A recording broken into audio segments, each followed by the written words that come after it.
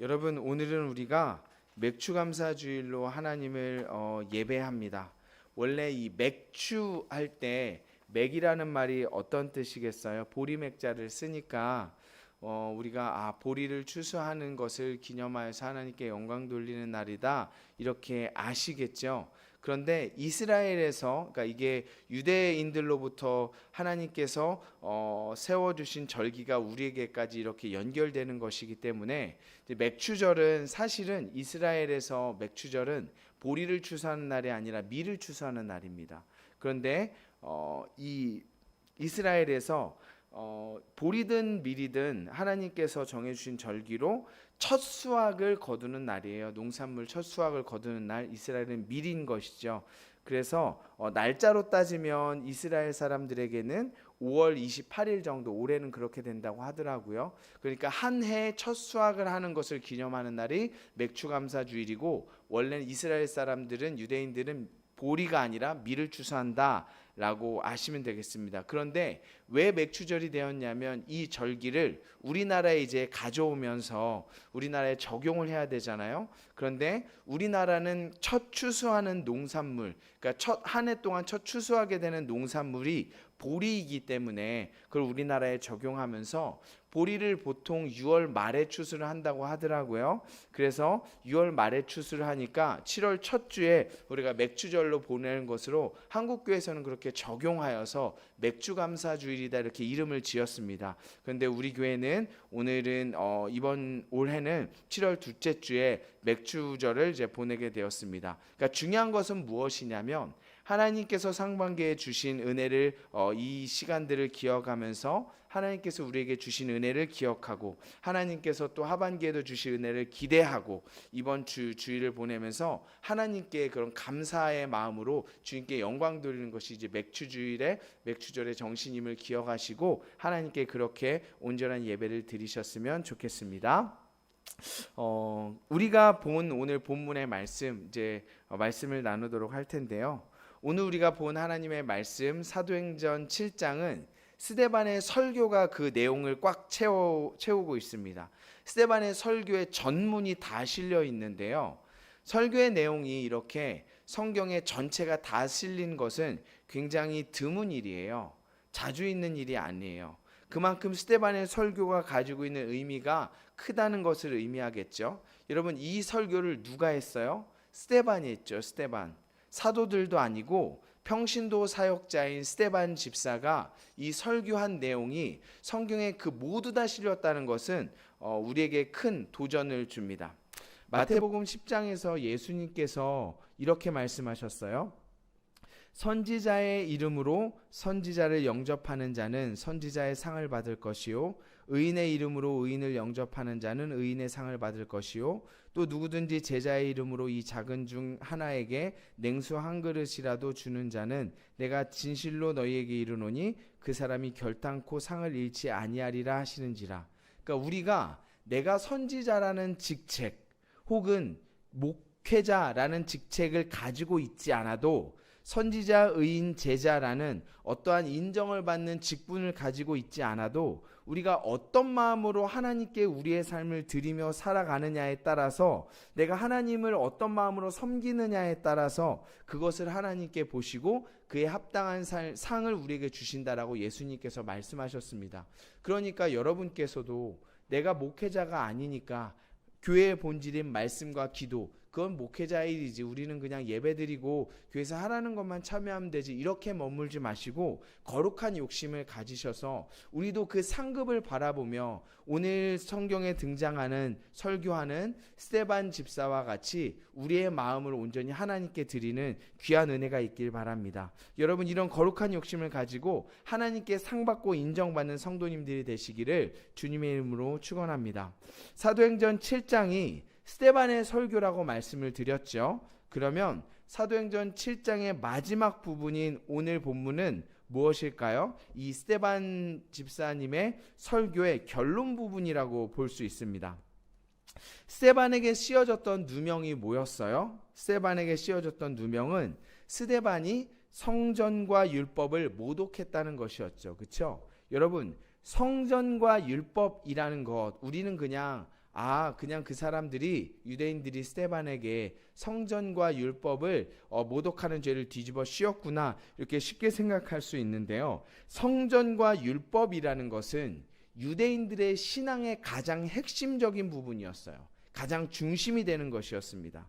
유대인들은 선택받은 백성으로서 하나님께 받은 약속과 하나님의 명령으로 받은 율법이 있었기 때문에 하나님께서 그것을 지키라고 명령하셨기 때문에 우리가 그것을 지키면 거룩하여지고 복을 받는다라는 그들의 신앙의 핵심이었고요.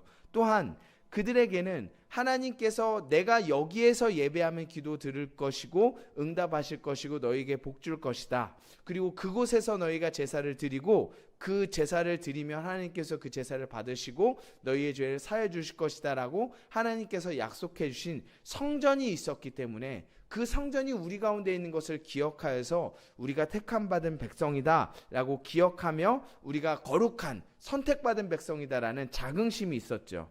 그래서 이 성전과 율법은 유대인들의 신앙의 핵심이었어요. 그런데 그것을 모독했다라는 죄를 스데반에게 씌웠다라는 것은 가장 스데반이라는 사람을 올가매기 좋은 것이었죠.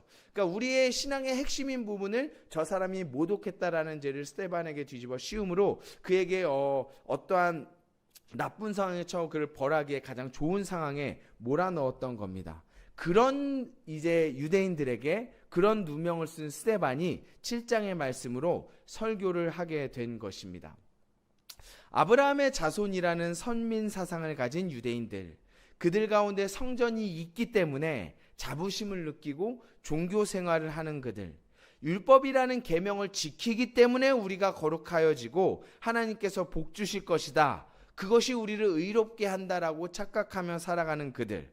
하지만 정작 하나님을 사랑하지도 않고 하나님이 진정 그 율법과 성전을 통해서 그들에게 주시고자 하는 것이 무엇인지 관심이 없는 그들, 종교적인 모습만 남아있는 그들에게 스데반은 이사야의 선포를 인용하여서 이야기했습니다. 49절 50절인데요. 주께서 이르시되 하늘은 나의 보좌요 땅은 나의 발등상이니 너희가 나를 위하여 무슨 집을 짓겠으며 나의 안식할 처소가 어디냐? 이 모든 것이 다 내 손으로 지은 것이 아니냐라고 말씀하셨죠. 이 49절 50절에 이사야의 선지자 선포한 이 말씀이 무슨 말이에요? 하나님이 건물에 계시겠니? 하나님의 성전에 계시겠니? 이 목이 곧고 귀에 할례 받지 못한 사람들아, 너희도 너희 조상들이 했었던 것처럼 똑같이 지금 성령을 거스르고 있어. 너희의 조상들이 선지자들이 너희에게 오리라고 한 그를 예언한 것, 그리고 그들을 선지자를 박해하지 않은 사람이 누가 있냐? 선지자들을 다 박해했지. 하나님이 보낸 그 선지자들 너희가 다 죽이고 박해했지 않냐? 너희가 그것처럼 오리라고 한 그 메시아가 왔는데 그 메시아를 잡아 죽인 사람들이 너희다 라고 이야기하면서 그들의 성전 때문에, 율법 때문에 우리가 거룩하고 하나님께서 기뻐하신다라고 생각하는 그들의 형식화된 종교 생활을 꼬집으면서 메시아를 죽인 것을 이렇게 강력하게 그들에게 성토했죠. 이런 스데반의 모습과 설교는 마치 마태복음 10장 19절에서 20절에 예수님의 말씀을 그대로 성취된 것처럼 우리가 느껴집니다.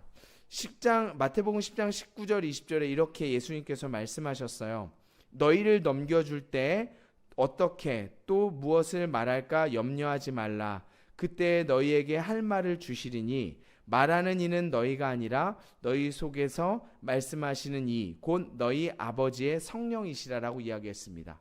그리고 55절에 보면 스데반이 어떤 상태였다고 성경이 증언해요? 성령 충만한 상태였다. 그러니까 이러한 놀라운 설교를 할 수 있었던 것은 스데반이 지혜와 그의 살아온 신학적인 것과 배운 말씀에 있기도 하겠지만 하나님께서 그에게 성령님의 능력으로 말미암아 할 말을 주셨다는 것을 알 수 있죠. 그래서 이런 놀라운 성령 충만한 이런 말씀을 선포한 스데반 집사가 성령님의 능력과 말씀으로 이 말씀을 하나님을 대적하고 그리고 메시아를 죽인 그들에게 선포했다는 것입니다. 이 스데반 집사는 교역자였어요? 평신도 사역자였어요? 평신도 사역자란 말이에요. 그런데 이 놀라운 설교를 했었던 사람이 목회자나 사도가 아니라 평신도 사역자라는 것 그 자체도 놀라운데, 더 놀라운 것이 무엇이냐면 분명히 성령 충만한, 성령님의 일하심이 분명한 이 설교를 듣고도, 이 성령님의 역사하심이 분명히 일어나고 있는 가운데에도 폐부를 찌르는 듯한 말씀이 선포되었고 그 말씀을 들었는데도 이 말씀을 들은 사람들은 오히려 분노하고 이를 갈고 있다는 거예요. 이게 사실 더 놀라운 일이에요. 성령님의 역사하심이 분명하다고 이야기하죠. 여러분, 우리가요, 지금 우리가 이렇게 예배 드릴 때, 때로는 우리가 설교자들의 설교를 들을 때 그냥 저냥 이렇게 은혜를 되게 받을 때도 있고 그렇지 않을 때도 있잖아요. 그럼 우리는 분명히 이렇게 생각할 수 있어요. 가볍게요. 좀 설교자가 무엇인가 좀 준비를 좀 덜 했나 보다. 혹은 오늘은 뭐 그냥 뭐 이렇게 이런 말씀이네라고 가볍게 넘어가는데, 그러니까 우리가 성령님께서 좀 이렇게 뜨겁게 역사하시지 않는 순간이구나 이렇게 이해할 수 있는데요. 그건 우리가 그렇게 해석을 할 수 있겠죠. 그런데 오늘 본문에 나온 이 스데반의 설교는 분명히 그가 성령 충만하였고 성령의 능력으로 말씀을 전했다고 성경이 증언하고 있는 것이죠. 그러니까 이 성령 충만한 뜨거운 설교가 말씀이 선포되었음에도 이 말씀을 듣는 사람들이 하나님의 은혜를 받고 회개하고 주님께 돌아오는 것이 아니라 오히려 부득부득 분노하며 이를 갈았다라고 성경이 증언하고 있습니다. 이게 더 놀라운 일이에요. 54절에 보면요, 이 스데반의 설교를 들은 사람들의 반응이 묘사되고 있습니다. 그들이 이 말을 듣고 마음에 찔려 그를 향하여 이를 갈거늘. 여러분, 이 앞에 부분에 54절 앞에 부분에 그들이 이 말을 듣고 마음에 찔려라는 단어를 봤을 때 우리가 이렇게 이해할 수가 있어요. 마음에 찔렸다라는 건 우리가 보통 양심이 찔렸다라는 말을 같이 쓰기 때문에 그들이 양심이 찔려가지고 더 이를 갈았구나라고 해석을 할 수가 있는데, 그러나 그러니까 양심의 가책을 받아서 오히려 그렇게 분노한다라고 해석을 할 수 있는데, 원문을 직역하자면 마음에 찔려가 아니라 그들의 마음들이 도련해지고 있었다라는 뜻입니다. 무슨 말이냐면, 그러니까 양심의 가책을 느껴서 오히려 역반응으로 분노했다기보다는 이 스데반의 설교, 그러니까 그 구약 아브라함부터 쭉 이어져 내려온 설교를 들으면서 무슨 말을 할지 이렇게 들었을 텐데, 너희가 그 조상들이 한 것처럼 그 조상들이 선지자들을 핍박하고 죽인 것처럼 너희가 그 온 메시아를 죽였다, 그리고 너희가 그러한 성령을 거스리는 사람들이다라는 메시지를 듣고 굉장히 화가 난 거죠. 극도로 분노함을 표현되고 있는 거예요. 그러니까 스데반의 말씀을 듣고 은혜 받아서 그리고 조금 찔림이 있어서, 마음에 찔림이 있어서 양심의 가책을 느껴서 화를 낸 것이 아니라 스데반의 설교의 내용이 그냥 굉장히 화가 나고 분노가 되었다는 것을 성경이 이야기하고 있는 것이죠. 성령님의 역사하심이 분명한 상황 가운데 그들의 잘못을 이렇게 뒤집어서 드러내면서 회개를 촉구하는 하나님의 말씀이 선포되고 있는데에도 이 말씀을 들은 그들이 회개하고 돌이키는 것이 아니라 이를 갈 정도로 분노를 느끼고 있다는 것이에요. 사실은 이 똑같진 않지만 비슷한 맥락의 말씀이, 성령님이 강하게 역사하시는 이 말씀이 이미 사도행전 2장에 베드로를 통해서 선포된 적이 있었습니다. 사도행전 2장 36절에서 많은 사람들 앞에서 베드로가 이렇게 선포했죠. 그런즉 이스라엘의 온 집은 확실히 알지니 너희가 십자가에 못 박은 이 예수를 하나님이 주와 그리스도가 되게 되셨느니라. 그러니까 되게 하셨느냐. 무슨 말이냐면 너희가 주와 메시아가 된, 주와 그리스도가 된 그 사람을 너희가 십자가에 못 박았다라고 이미 베드로가 사도행전 2장 36절에서도 물론 뉘앙스나 어떤 세부적인 내용은 다르지만 그렇게 이미 선포했던 것이죠. 근데 그들은 어떻게 반응했어요? 어떻게 반응했습니까? 마음에 찔려 사도들에게 물어 이르되 형제들아 우리가 어찌할꼬, 이렇게 반응했어요. 그러니까 너희가 메시아를 죽인 사람들이다 라는 설교를 들었을 때 마음이 찔려서 그것은 진짜 하나님의 인도하심으로 양심의 가책을 느끼고 그렇구나, 그럼 우리가 어떻게 해야지 하면서 사도들에게 묻고 그들이 회개하고 세례를 받고 3,000명이나 되는 사람들이 하나님께 돌아오는 놀라운 역사를 우리가 성경을 보고 있습니다. 그런데 이 비슷한 맥락의 설교, 그리고 특별히 성령님의 강하게 역사하신 설교가 분명히 스데반을 통해서 선포되었는데, 비슷한 말씀을 듣고도 오늘 이 사람들은 분노하여서 이를 부득부득 깔면서 스데반을 죽이게 되는 일까지 일어나게 되는 것이죠. 왜 이렇게 되었을까요? 이 두 무리들에게는 어떠한 차이가 있었을까요? 그 해답을 저는 51절에서 찾을 수 있다고 생각합니다. 51절 제가 한번 읽어보겠습니다. 목이 곧고 마음과 귀에 할례 받지 못한 사람들아. 이게 스데반이 성령님의 주신 어떠한 그 인사이트, 성령님의 주신 통찰력으로 그들의 상태에 대해서 판단한 거예요. 아, 지금 이 설교를 듣고 있는 저들은 지금 어떤 상태예요? 목이 곧고 마음과 귀에 할례를 받지 못했구나 라고 스데반이 이야기하는 것이죠. 여러분, 목이 곧은 사람들, 목이 곧은 백성들이라는 말이 무슨 뜻일까요? 이 목이 곧은 사람들, 혹은 구약에 보면 목이 뻣뻣한 사람들이라고 하나님께서 표현하고 계신데요.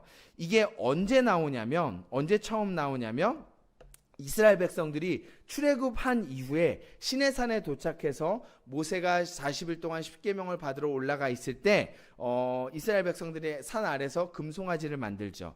그리고 난 후에 하나님께서 이스라엘 백성들에게 하신 말씀이에요. 자, 출애굽기 32장 7절에서 9절입니다. 화면이 준비되어 있는데요. 우리 같이 한번 읽어보겠습니다. 출애굽기 32장 7절에서 9절.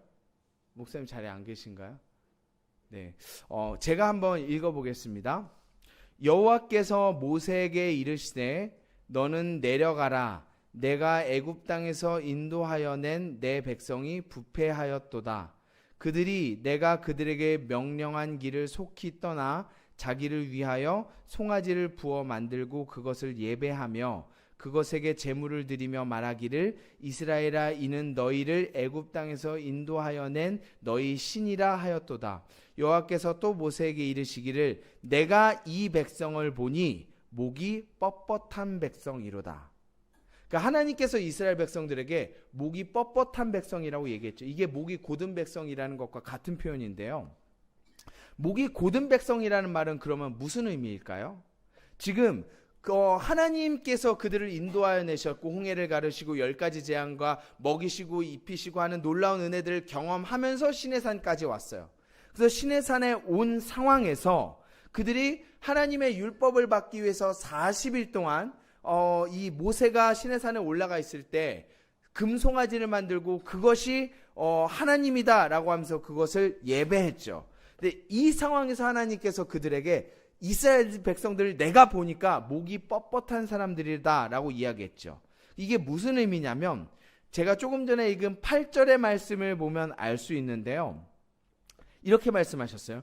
그들이 내가 그들에게 명령한 길을 속히 떠나 자기를 위하여 송아지를 부어 만들고, 여러분 이게 핵심이에요. 자기를 위하여 송아지를 부어 만들고. 출애굽 과정에서 하나님께서 얼마나 이스라엘 백성들에게 놀라운 기적과 이적을 나타내셨어요? 지금까지 자기를 인도하신 하나님, 그리고 놀랍게도요, 그 모세가 십계명을 받기 위해서 시내산에 40일 동안 올라가 있기 전에, 바로 그 직전에 40일 전에 이스라엘 백성들은 하나님의 음성을 직접 들었고요, 하나님께 직접 대답했어요. 우리가 하나님의 말씀을 지키고 하나님의 백성이 되겠습니다. 이것을 자기들이 스스로 고백했다고요. 그러한 가운데 40일이 지난 이후에 이렇게 하나님께 명령을 지키겠습니다라는 언약을 맺어놓고 딱 40일 후에 언약을 깨버린 사람들, 무엇을 위해서 언약을 깼어요? 자신들을 위해서요. 자신들을 위해서.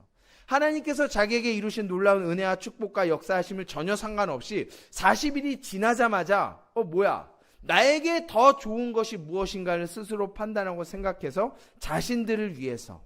여러분, 즉 목이 뻣뻣하다는 것은 무엇이에요?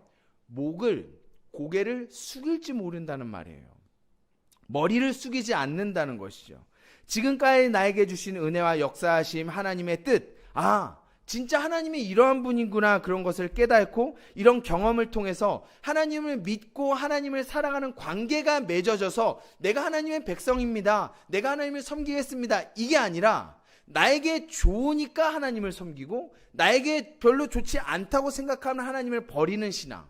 그러니까 내가 나의 주인이 되어서 내가 무엇을 판단하는 그들의 모습이 그대로 드러난 거죠. 내가 원하고 내가 생각해서 좋은 것을 선택하는 것. 아담 때로부터 전해오는 죄의 모습이라는 것을 우리가 살펴볼 수 있어요. 그러니까 하나님을 섬기는 목적과 이유가 뭐예요? 나의 만족과 유익을 위해서. 이렇게 내가 하나님을 섬기니까 하나님이 역사하시더라. 내가 하나님의 말씀을 지키니까 복 주실 거야. 성전이 있으니까 거룩하고 율법을 지키니까 내가 의로워지고 하나님께서 나에게 복 주실 거야. 자기를 위하는 사람들. 그게 목이 곧은 백성이에요. 그러니까 이 사람들에게는 하나님이라는 존재가요, 여호와 하나님이 아니어도 되는 거예요.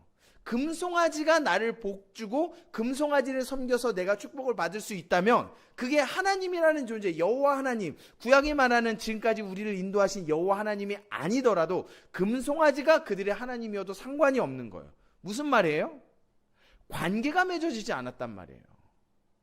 우리가 이제 젊은이들이 남자 여자가 서로 교제할 때, 사랑의 관계를 나누며 서로 교제할 때, 혹은 부부가 서로 사랑의 관계를 나누며 함께 할 때, 이게 그 관계 속에서 내가 그 사람이 아니면 안 되고 하는 어떠한 것, 여러분 우리가 이 언약이라는 것이 그런 것이거든요.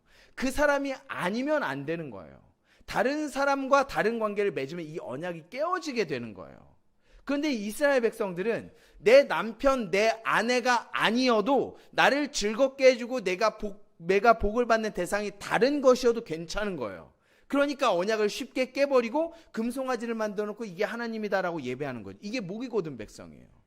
하나님을 예배하고 섬기는 것도 나의 축복과 나의 이득을 위해서 내가 선택할 수 있는 것이면 그냥 선택하는 거예요. 그게 하나님이 아니어도 되는 거죠. 하나님과 관계가 없이 복받기 위해서 그냥 그렇게 하나님을 종교적으로 섬기는 그들이라는 것이죠. 그러니까 사도행전의 유대인들도 성전이 무엇인지, 하나님께서 왜 성전을 짓도록 허락하셨는지, 율법이 무엇인지, 율법의 의미가 무엇인지, 하나님이 성전과 율법을 통해서 우리에게 말씀하고자 하는 것이 무엇인지, 하나님을 바라보고 하나님을 사랑하는 것이 아니라 한낱 건물이 우리에게 있기 때문에 우리가 거룩하다, 이 율법의 조항을 지키기 때문에 우리가 의롭다라고 착각을 하고 있는 거죠. 그러니까 성전과 율법을 붙들고 우리는 선택받았다, 우리는 구원받았다, 우리는 하나님의 백성이다라고 생각하면서도 하나님을 사랑하지 않는 거예요. 그것이 목이 곧은 백성, 종교인들의 모습이죠. 그래서 스데반이 이렇게 얘기하잖아요. 목이 곧고 마음과 귀에 할례받지 못한 사람들아. 여러분, 마음과 귀에 할례받지 못했다는 말이 무슨 말일까요? 이것도 비슷한 뉘앙스예요. 여러분, 할례가 뭡니까? 남자의 생식기에 표피를 자르는 것이요. 이게 무슨 의미냐면 내 생명이 하나님께 있다는 것을 고백하고 매일 그렇게 하나님을 경험하고 하나님의 백성이라는 것을 내 몸에 새기는 거예요. 나는 하나님의 것입니다. 내 생명이 하나님에게 있습니다. 그것을 내 몸에 새기는 것이 할례라는 말이죠. 그런데 몸에만 새기고 할례를 해서 몸에만 새기고 하나님의 백성이 아닌 것처럼 그냥 제멋대로 살아간다면 그게 무슨 의미가 있겠어요? 말만 그렇듯하게 하면서 내가 하나님의 백성이다, 나 예수 믿어야 한다고 하면서도 하나님을 사랑하지 않는 사람들. 예레미야는 예레미야 6장 10절에서 11절에 이렇게 얘기했습니다. 화면을 같이 보시면서 말씀을 들으면 좋을 것 같아요. 예레미야 6장 10절에서 11절입니다. 내가 누구에게 말하며 누구에게 경책하여 듣게 할꼬, 보라, 그 귀가 할례를 받지 못하였으므로 듣지 못하는도다. 보라, 여호와의 말씀을 그들이 자신에게 욕으로 여기고 이를 즐겨하지 아니하니 그러므로 여호와의 분노가 내게 가득하여 참기 어렵도다. 성전과 율법의 조항을 붙드나 하나님을 사랑하지 않는 사람들, 몸에는 할례를 하나 하나님을 믿거나 사랑하지 않는 사람들, 왜 성전을 주셨는지, 왜 율법을 주셨는지 종교적인 행위와 모습은 있지만 하나님을 사랑하지 않기 때문에 그냥 그것을 나의 의로 삼은 사람들. 여러분, 우리도요, 하나님과 자존심 싸움하면 안 돼요. 이게 무슨 말이냐면, 여러분, 하나님이 어떤 분이세요? 나 같은 사람을 위해서, 나를 구원하기 위해서 아들을 십자가에 죽이신 분이시잖아요. 그리고 이 아들을 첫 열매로 살리셔서 우리가 그에게 속하게 하셔서 우리의 부활 소망을 주신 분이시잖아요. 그리고 하나님을 믿는다고 하면서, 그런데 내가 그 하나님의 사랑을 안다, 하나님을 믿는다, 나를 위해 십자가에 죽었다라고 생각을 하면서도 우리에게는 하나님을 믿는 사랑도 없고 행함도 없고, 혹은 가끔 잘하지만 계속 넘어지는 신앙, 그런 신앙을 소유했지만 그런 우리도 놓지 않으신 분이 하나님이시라는 거죠.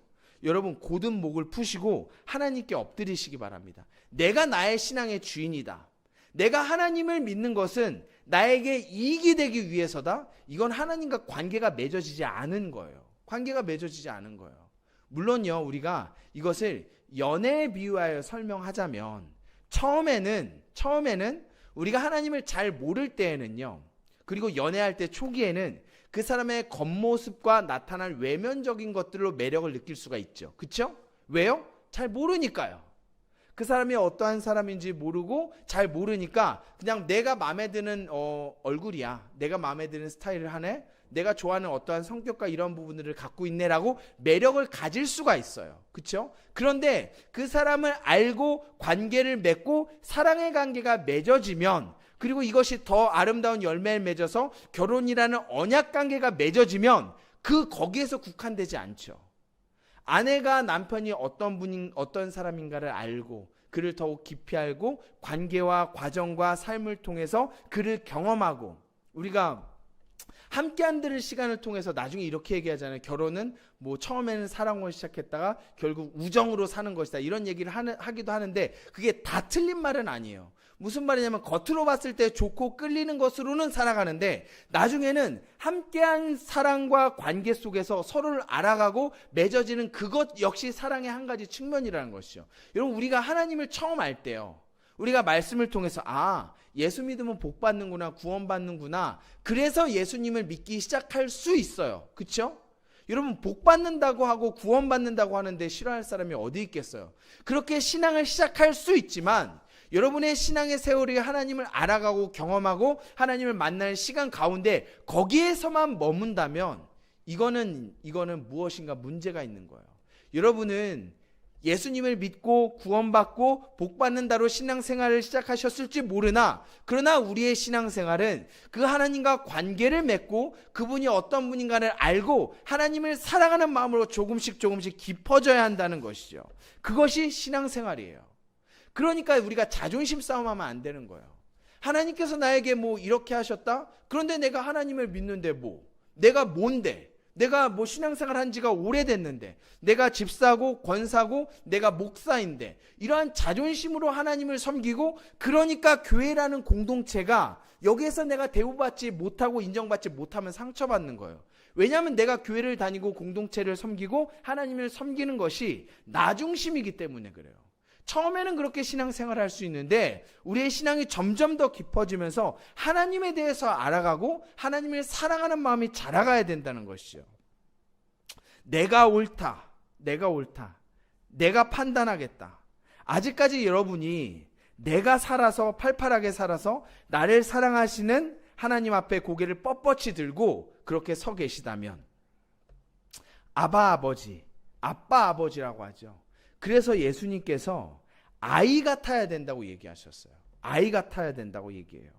여러분의 삶을 여러분이 좌우해서 내가 판단해서 무엇인가를 하려고 하지 마시고, 처음에는 그렇게 시작을 하셨을지 모르겠으나 하나님을 알고 관계가 깊어지면 신앙이 깊어질수록 하나님께 우리의 삶의 핸들을 내어드려야 되는 거예요. 내가 목을 뻣뻣이 해서, 하나님, 제가 이렇게 가고 싶은데요, 하나님이 하나님이시면 나에게 도와주세요. 내가 이렇게 살고 싶은데, 내가 돈 잘 벌고 싶고 이 사업을 해서 성공하고 싶고 내가 건강하고 싶고 이러한 일을 이루고 싶은데 기도하니까 나를 도와주세요. 헌금하니까 나에게 복 주세요. 이런 것이 아니라 그것 자체를 하나님께 내어드리는 거예요. 그러니까 내 삶이 하나님께 온전히 드려지고 목이 뻣뻣해서 내가 하고 싶은 것을 돕는 존재가 하나님이 아니라, 하나님의 사랑과 은혜를 알면 알수록, 신앙이 깊어지면 깊어질수록 벼가 고개를 숙이는 것처럼 하나님께 고개를 숙이게 되는 것이죠. 여러분, 그래서요, 신앙의 결정체적인 모습은 사실은 어린아이 같은 신앙이란 말이에요. 어린아이는 판단하지 않아요. 그리고 잘못했다고 하더라도 혼내면 바로 돌이켜요. 화내고 반항하고 이렇잖아요. 근데 이게 어떤 어린아이냐? 아주 어린 어린아이들을 말해요. 이제 한 초등학교 1, 2학년쯤 되면 자기가 판단해서 반항 시작하거든요. 성경은 그러한 초등학교 1, 2학년이 아니라 더 어린아이들을 어린아이 같은 사람들과 비유하면서 이해하거든요. 마태복음 18장 3절 4절에서 예수님께서 이렇게 말씀하셨어요. 이르시되 진실로 너희에게 이르노니 너희가 돌이켜 어린아이들과 같이 되지 아니하면 결단코 천국에 들어가지 못하리라. 그러므로 누구든지 이 어린아이와 같이 자기를 낮추는 사람이 천국에서 큰 자니라. 그러니까 뭐예요? 내가 판단하고 내가 생각하고 하나님을 믿고 따르는 것이, 하나님이 나의 도와주세요, 내가 예배했으니까 도와주시고 헌금 주시니까 복 주셔야 되고, 11조도 예배도 마찬가지로 하나님께 드리는 물질도 이러한 식으로 생각하는 사람들, 목이 뻣뻣한 거예요. 하나님의 은혜와 사랑을 알기 때문에 예배하고, 하나님의 은혜와 사랑에 감동받아서 너무 감사해서 예물을 드리고, 그렇게 하나님을 내 삶에 드리면서 하나님과 함께하고 만나고 교제하고 음성을 들으며 하나님과 알콩달콩 살아가는 것이 아니라, 내가 뻣뻣해서 하고 싶은 것이 있으니까 그것으로 하나님을 끌고 가는 것. 목이 곧은 백성. 그러니까 하나님이 아니어도 되는 거예요. 돈을 많이 줄 수 있다면, 내가 건강할 수 있다면 기독교가 아니라 다른 신을 섬겨도 비슷한 거예요. 그러니까 여러분, 사실은 많은 종교들에서 이렇게 얘기해요. 구원받는 목적이 이루어진다면 천주교든 이슬람이든 다른 종교든 전혀 상관없이 구원만 받으면 된다. 그런데 여러분, 성경은 그렇게 얘기하지 않아요. 왜요? 성경은 그냥 구원이라는 목적지를 향해서 그냥 가는 것이 아니라 하나님과의 관계를 이야기하고 있기 때문이에요. 무슨 관계요? 성경은 놀랍게도 부부관계, 사랑의 관계로 우리와 하나님의 관계를 표현하고 계세요. 여러분, 하나님을 사랑하시기 바랍니다. 누구처럼요? 아이처럼요. 아이처럼. 따지고 계산하는 것이 아니라 하나님이시기 때문에 사랑하는 그 놀라운 믿음을 가지시기 바랍니다. 여러분, 무엇이 더 좋고 행복하시겠어요? 지금 여러분은 아이들은 어떻게 생각할지 모르겠어요. 아이들은 항상 이제 어른이 되고 싶고 뭐 여러 가지들을 자기 마음대로 하고 싶으니까. 그런데 생각해 보면 사실은 행복한 건 어른이에요, 아이예요? 아이들이에요. 왜 아이들이 행복하겠어요? 왜 아이들이 행복할 것 같아요? 자기가 책임 안 져도 되거든요. 그냥 아빠, 엄마만 딱 붙들고 먹을 거 다 주고 다 해줄 거라고 생각해요. 어떻게 먹여주는지, 어떻게 계산하는지, 우리 아빠가 오늘은 어떻게 나를 벌어가지고 오늘 저녁을 먹여줄래나? 다음 달에 조금 있으면 핸드폰 값도 내야 되고 전기세도 내야 되는데 그걸 어떻게 해결하나? 이런 걱정 안 해요. 아이는 뭐 하는 거예요? 아빠한테 다 맡기는 거예요. 그리고 때로는 잘못하기도 하죠. 잘못하기도 해요. 그런데 치면 바로 울면서 아빠하고 얘기가 해결되면 그냥 바로 다시 돌아와요. 그렇죠? 애들은 그래요. 여러분, 그러한 신앙을 소유하시길 바라요. 목이 곧고 마음과 귀에 할례 받지 못해서, 형식은 가지고 있으나 할례는 가지고 있으나 마음과 귀에 할례를 받지 못해서, 그러니까 몸의 할례를 할례라고 생각해서 내가 구원받았다고 착각하는 것이 아니라 하나님과의 관계를 맺으시길 바라요. 여러분, 그게 생명이에요. 그래서 예수님께서 말씀하셨잖아요. 어린아이들과 같이 되지 아니하면 결단코 천국에 들어가지 못한다. 이게 그거예요. 하나님과의 관계를 이야기해요. 아이들이 왜 부모를 의지합니까? 부모이기 때문에 그래요. 관계가 맺어져 있기 때문에 그래요. 여러분이 오늘 드린 예배가 종교적인 행위가 아니라, 성경과 율법 조항을 붙드는 종교적인 행위가 아니라 하나님께 여러분의 사랑을 드리는 예배가 되시길 바랍니다. 우리 맥주감사주일로 우리가 오늘 주일을 예배하잖아요. 원래는 엄밀히 따지면 맥주감사주일이 언제예요? 7월 첫째 주예요. 그렇죠? 왜냐하면 제가 그것도 얘기했잖아요. 그러니까 이게 신학적으로 논쟁될 게 많아요. 그러니까 여러분, 이런 것에 물론 지켜야 될 것을 지키고 우리가 하나님께 내 자신을 드리는 것이 중요하지만, 여러분이 더 중요한 걸 붙들어야 돼요.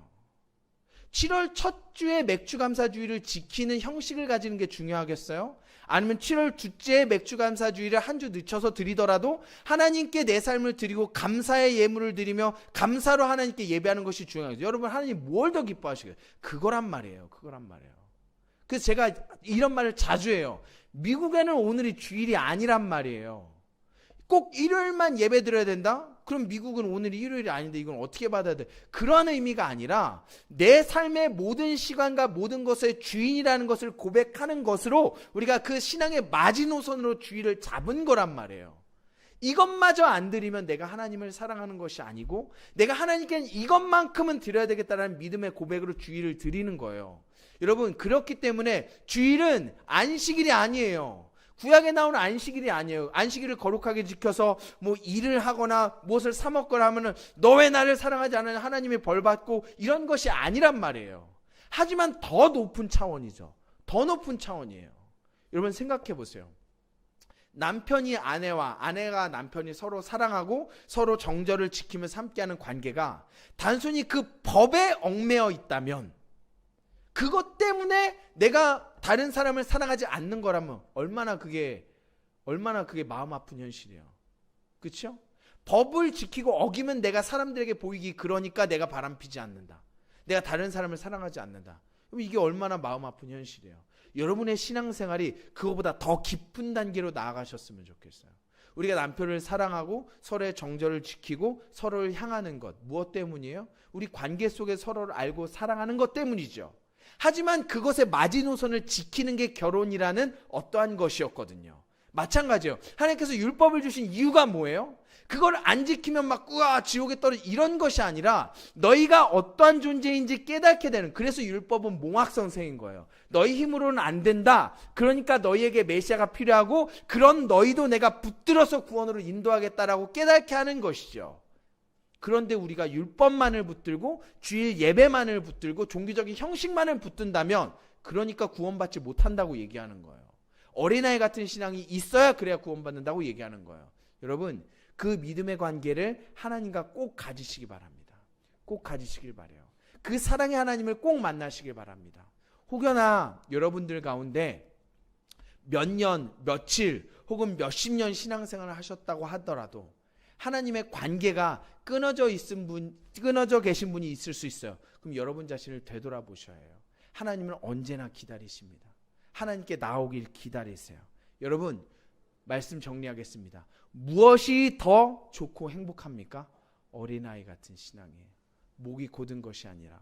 그런데 오늘 본문에 이 스데반의 설교를 들은 사람들은 자기가 판단하고 내가 의롭다고 생각하고 그러한 자기의로 가득 차고 목이 뻣뻣하고 마음과 귀에 할례를 받지 못했기 때문에 똑같은 은혜의 말씀, 스데반이 성경이 분명히 이야기하고 있는 성령의 놀라운 역사가 지금 일어나고 있는데도 은혜 받지 못하는 거예요. 여러분, 여러분의 마음을 내려놓으시고 하나님의 사랑 가운데 푹 젖으시기 바랍니다. 하나님의 자녀로서 그 놀라운 은혜와 축복을 누리시기 바랍니다. 그렇기 때문에 복음은 우리에게 자유함을 주어요.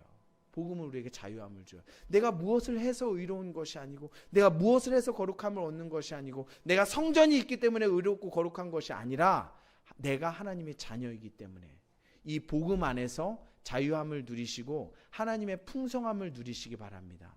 그리고 그 하나님의 사랑을 어린아이같이 반응하셔서 놀라운 주님의 은혜 가운데 오늘도 거하시며 이 맥주감사주일로 드리는 이 예배 가운데 하나님께 여러분을 삶의 제물로 드리고 하나님께 영광 돌리신 귀한 은혜의 시간이 되시기를 주님의 이름으로 축복합니다.